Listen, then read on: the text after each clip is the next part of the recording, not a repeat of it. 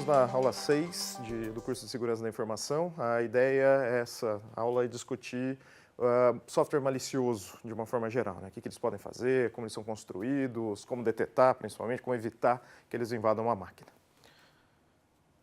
Então, a ideia de software malicioso, tem gente que chama simplesmente de vírus, mas o nome mais genérico é software malicioso, é que eles tentam explorar alguma vulnerabilidade na máquina onde você está e, enfim, explorar algo, roubar alguma informação ou fazer algo de mal qualquer.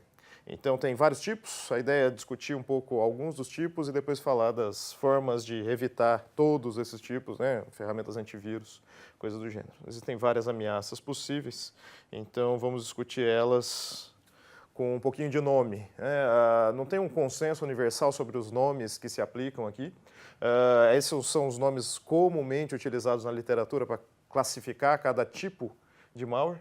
Então, o que normalmente se chama de vírus são malwares que eles criam cópias de si quando você executa ele dentro do sistema. Então, você tem que ter um software já, um executável qualquer. O vírus ele vai se integrar nesse software, ele adiciona o seu próprio código ao código do executável. E quando você executa esse executável normal, ele também executa o código do vírus junto. Então, ele precisa de um hospedeiro, ele precisa, de alguma forma, infectar algum outro software para poder se executar. Worms, ou vermes, eles já são um pouco mais independentes, proativos. Você não precisa executar nada, eles sobem em geral como serviço do sistema. Então, só de você subir o sistema operacional que você estiver executando, ele já começa a se executar, se propagar, fazer seja lá o que for que ele foi programado para fazer. Cavalos de Troia costumam ser utilizado esse nome para, enfim, todo mundo deve conhecer a história grega com Troia. Alguém entregou um software para você e esse software, além de fazer o que ele diz fazer mesmo, enfim, parece que está tudo certo, além disso ele aproveita para fazer algo a mais, algo do mal ali dentro. Isso é bastante comum com versão pirata, por exemplo, de sistema operacional, de software diversos. Esse é um risco quando você usa esse tipo de software gratuito, você acabar sendo infectado também por algum tipo de malware. Então, algo a se considerar aí, prós e contras de utilização. Zumbis, ou bots, ou robôs, disse que uma máquina virou um zumbi quando ela está sob controle. Ela consegue receber comandos a partir de alguém externo, né? Então, alguém pode controlar a sua máquina, por exemplo, para mandar spam, para fazer uma grande quantidade de requisições para um site, na tentativa de derrubar esse site, coisas do gênero. Então, a ideia de um zumbi é essa, você está sob o controle de um mestre dentro do sistema, enfim, dentro do mundo, algum hacker fazendo algo do mal. Backdoor, a ideia de um backdoor é quando você constrói um software, você não, espero, mas alguém constrói um software e coloca uma funcionalidade não documentada lá dentro que permite explorar esse software. Por exemplo, roubar uma senha dentro daquele software. Então, esse tipo de coisa acontece principalmente depois que o Snowden mostrou que a NSA adora construir sistemas que sejam vulneráveis para eles poderem atacar. Surgiu bastante discussão sobre o que tem e o que não tem backdoor hoje, tanto em software quanto em hardware. Bomba lógica refere-se a softwares, a malwares, que eles se ativam em um certo instante. Por exemplo, quando você acessa um site de um banco, só então ele se ativa. Muitos projetistas de malware usam esse tipo de técnica para evitar a detecção. Então, o malware não fica o tempo todo ativo no sistema pronto para ser detectado. Só em algumas situações isso dificulta um pouquinho a ação de antivírus. Código móvel se refere a malwares que conseguem infectar arquivos não necessariamente executáveis, mas arquivos que contêm macros, scripts, enfim, tem um tipo de execução de software dentro dele, mas ele não é exatamente um arquivo executável, como, por exemplo, os arquivos, de uma forma geral, do pacote Office, Word, PowerPoint, eles conseguem executar macros, são pequenos trechos de código. Se você coloca um malware lá dentro, quando você abrir o arquivo, ele vai executar a macro juntamente com isso e, enfim, vai fazer algo de mal. Tanto que hoje a política da Microsoft é de, quando você abre um arquivo, as macros estão desabilitadas. Aparece um comandozinho, assim, um aviso no alto da tela, em geral. Adware, enfim, acho que todo mundo já viu um Adware alguma vez na vida, são aquelas propagandas que vêm junto ou com o site ou com o software em si que você instala. É mais incomoda do que qualquer coisa, mas é comum que um software livre ou gratuito ele tenha esse tipo de coisa para conseguir um pouco mais de dinheiro em cima do software. Enfim, você não pagou nada, alguém está pagando via propagandas.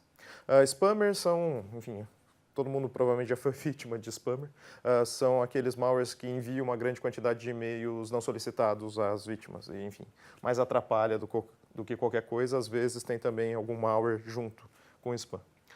Flooders são malwares que, enfim, são programas de uma forma geral, que o que eles fazem é enviar uma grande quantidade de requisições para um site na tentativa de derrubar esse site, enfim, para ele não dar conta do número de requisições.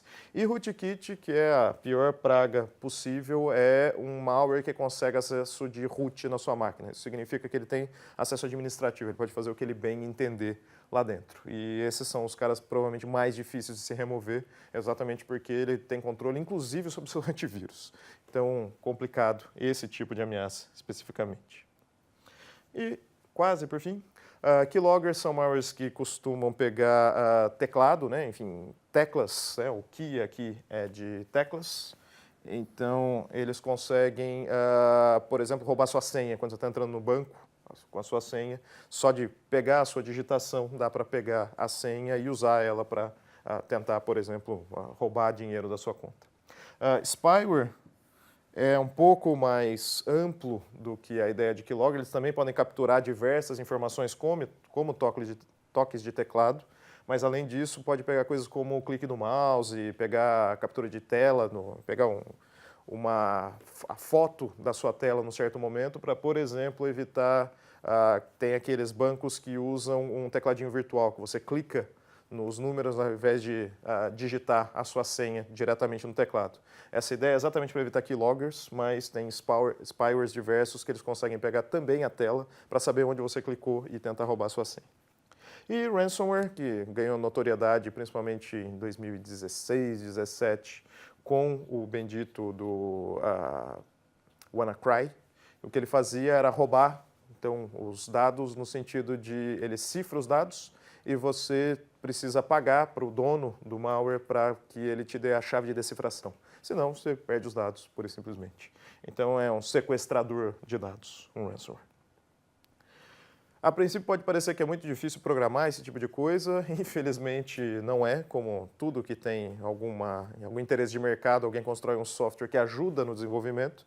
Então, assim como existem softwares que ajudam no desenvolvimento de software legítimo, tem softwares que ajudam no desenvolvimento de outros softwares não tão legítimos. Um exemplo é o Zeus Crimeware Toolkit. Esse cara, basicamente, você diz quais são os pedaços de código que você quer no seu bichinho, no seu próprio monstrinho de malware. É meio que arrastar e soltar mesmo. Tem um link aqui para ver um vídeo correspondente. É incrível como é fácil construir malwares usando esse tipo de ferramenta. Então, interessante como vídeo, dá uma olhada. Está no material complementar da disciplina. Então, falar um pouquinho das técnicas utilizadas pelos malwares. Um exemplo interessante, porque são os primeiros tipos de malwares que surgiram, são os vírus, que a ideia é aqueles caras que infectam programas existentes e adicionam o próprio código lá dentro. Então, ele tem que modificar o código e quando o malware, o software infectado é executado pelo usuário, você dá um duplo clique, você também executa o vírus em si.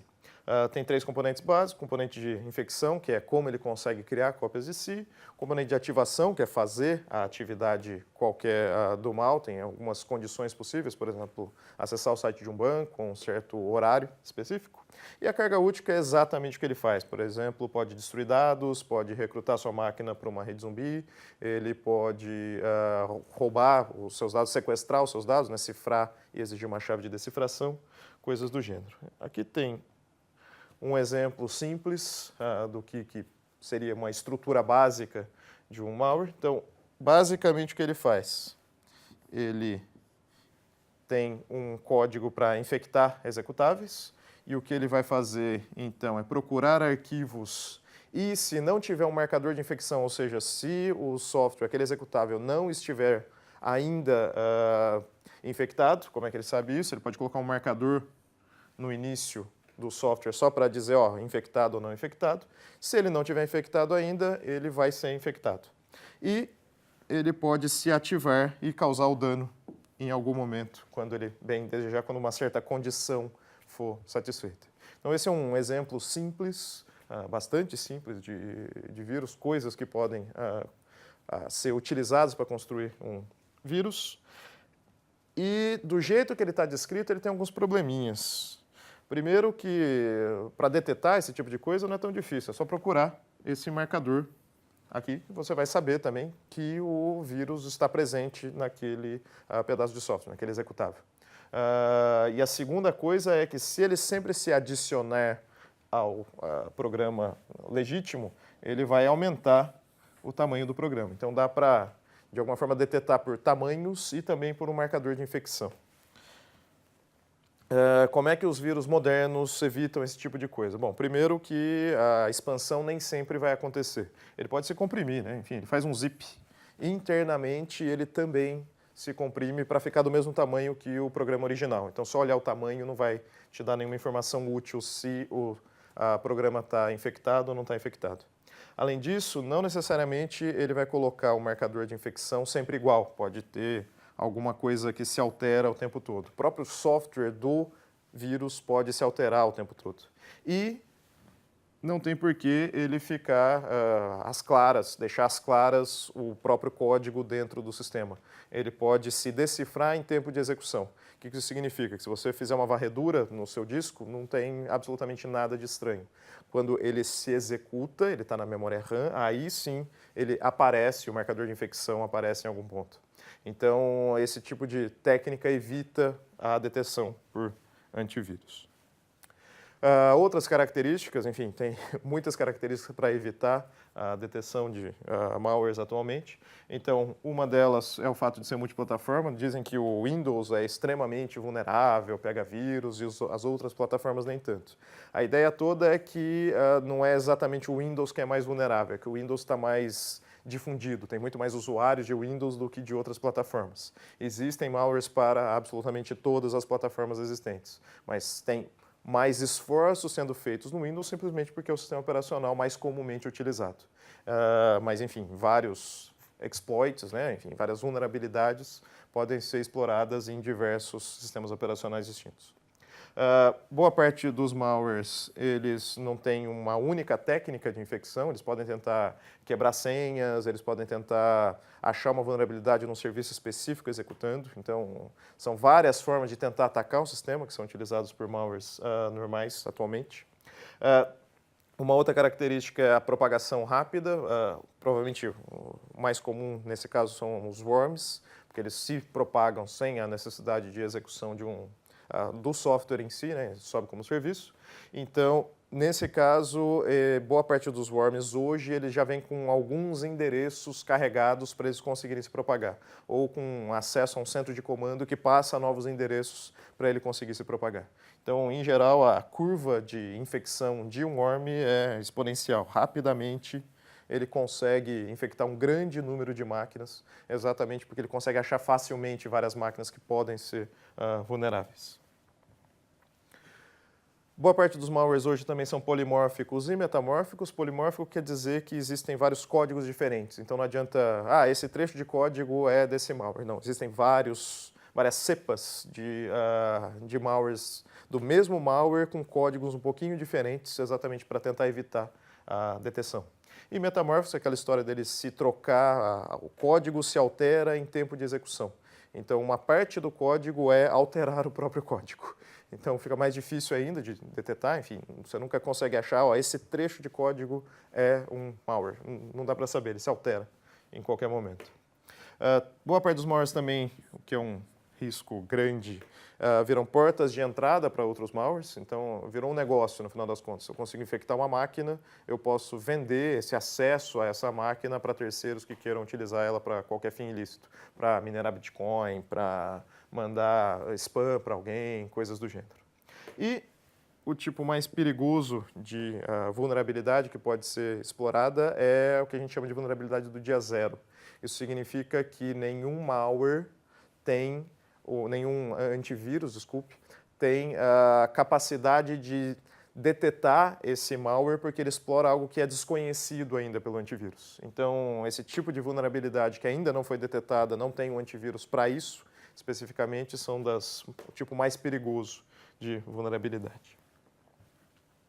Contramedidas para isso, né? Enfim, vamos. Falei da parte ruim, tem que falar um pouco do que dá para fazer para se proteger contra esse tipo de ameaça. Então, que tipo de contramedida existem? Várias. A primeira contramedida, mais importante de todas para não ter problemas com vírus, com malwares, de uma forma geral, é não instale malwares na sua máquina, né? Enfim, previna-se, tenha cuidados para que o malware não entre.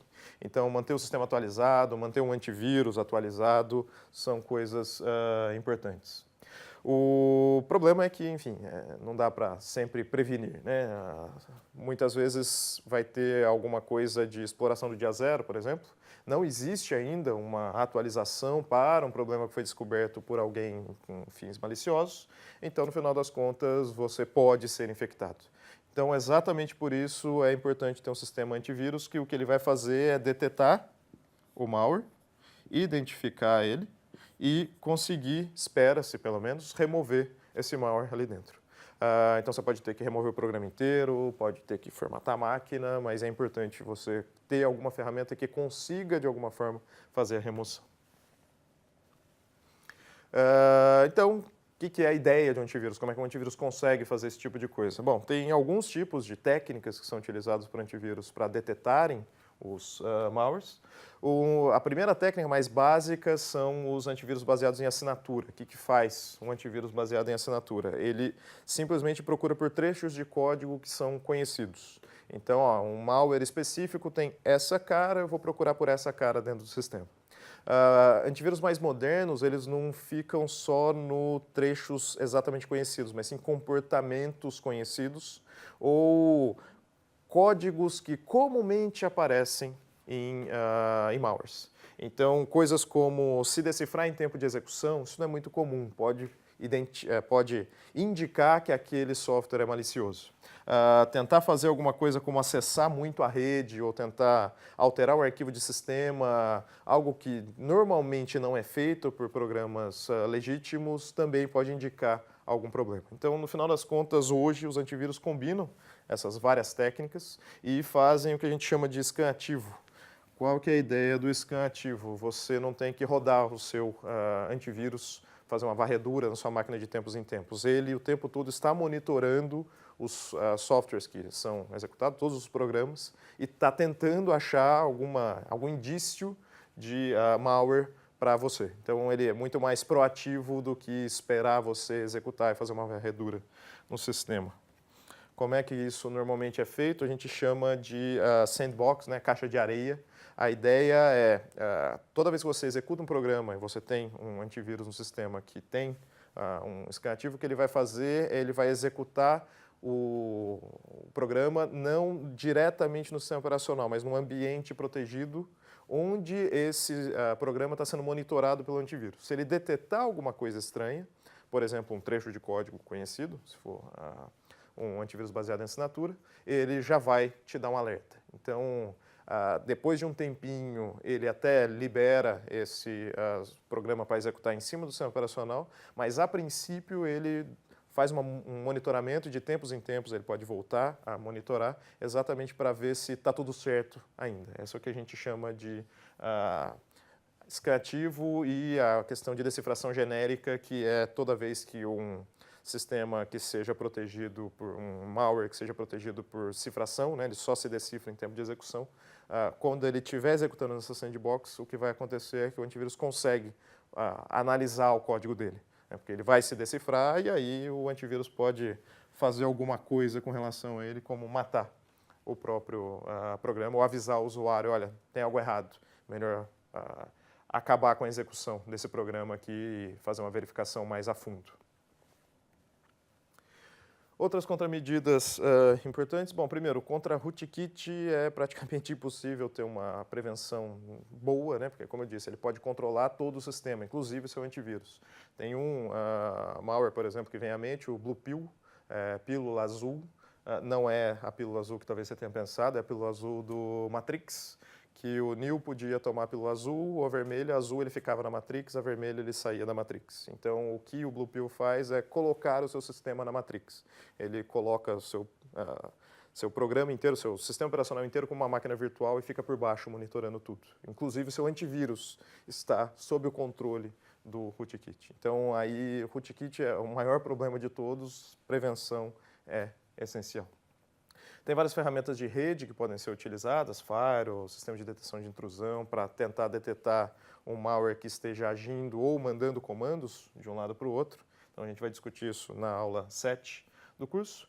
E outras ferramentas como anti-spyware. Antigamente tinha essa distinção antivírus, anti-spyware, porque spyware costuma ser utilizado, software espião, costuma ser tem algumas técnicas para evitar a detecção mais fortes do que antivírus comuns, digamos, do que malwares comuns.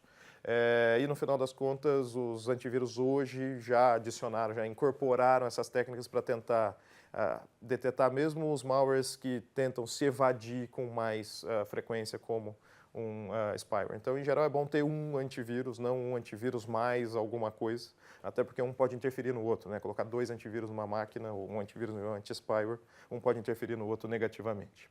E na navegação, na web, né? Um jeito muito comum de pegar um malware enquanto você navega na web, tem algumas ferramentas que podem ajudar. Tem plugins de antivírus para absolutamente todos os navegadores, né? Eles já podem ter uma lista negra de sites, ou ter alguma ferramenta que detecta em tempo de acesso ao site se ele é legítimo ou não. E algumas ferramentazinhas que bloqueiam scripts, por exemplo. Então, isso evita que o código malicioso execute dentro da sua máquina. E, por fim, um ponto importante também, principalmente do ponto de vista de prevenção, é a questão de patches, né, atualizações do sistema. É importante deixar sempre o sistema com atualizações automáticas, o máximo possível, exatamente porque boa parte dessas atualizações são de segurança. Então, evita-se problemas como vulnerabilidades recém-descobertas, que eventualmente o seu antivírus não sabe, não conhece ainda. Então, uma forma de fazer isso em máquinas pessoais é deixar as atualizações automáticas ativadas. Nem sempre dá para fazer isso dentro de um sistema em produção, né? Se você é gerente de um sistema que tem um servidor que está funcionando e está fornecendo serviço para usuários, é ruim, assim, pelo menos é perigoso você aplicar um patch e ter alguma instabilidade no seu sistema, você vai perder dinheiro com isso, mas existem técnicas também, existem processos para você evitar de deixar o sistema ou desatualizado ou inseguro. Então, em geral, um passo a passo aqui para você conseguir atualizar um sistema que está em produção é, primeiro, criar uma cópia de backup do sistema, aí aplica as correções em uma das cópias, depois você testa o sistema com dados que sejam de produção em si, vê se está funcionando de fato, depois coloca em paralelo o sistema corrigido e o sistema antigo que estava funcionando, e se nada der de errado, você pode deixar só o novo sistema executando. Então, com esse passo a passo, você não perde nem em termos de segurança, nem tem o risco de ter o sistema parar simplesmente porque a atualização teve algum problema de configuração ali e fez o seu servidor cair, por exemplo. Então, seguindo esse passo a passo é uma boa ideia para gerenciar sistemas. E é basicamente isso. Então, nos vemos na aula 7.